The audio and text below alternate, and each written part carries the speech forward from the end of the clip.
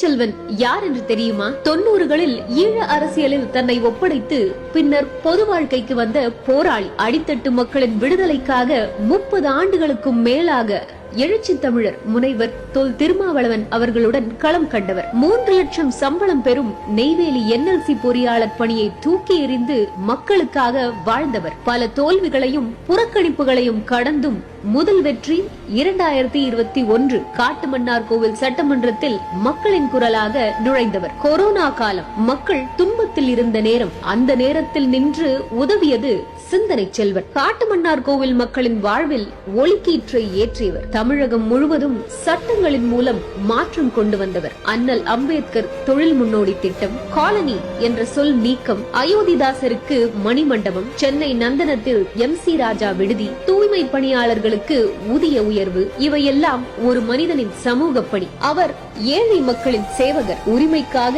குரல் கொடுப்பவர். அவர் பேசினால் முதல்வர் முதல் எதிர்க்கட்சி தலைவர் வரை கவனிக்க வைக்கும் ஆளுமை. இன்று செய்யூர் மக்களின் வளர்ச்சிக்காக நம் தலைவர் தொல் திருமாவளவன் அவர்கள் அனுப்பியுள்ள பொக்கிஷம் சிந்தனை செல்வன். மாண்புமிகு தமிழ்நாடு முதலமைச்சர் MK ஸ்டாலின் அவர்களின் மனம் கவர்ந்த ஆளுமை, எழுச்சி தமிழரின் இதயம் நிறைந்த ஆளுமை சிந்தனை செல்வன். அவர் வெற்றி மக்களின் வெற்றி. தேர்தல் நாள் 23/4/2026. நம் செய்யூர் செழிக்க நாம் வாக்களிப்போம். பானை சின்னம், பானை சின்னம், பானை சின்னம்.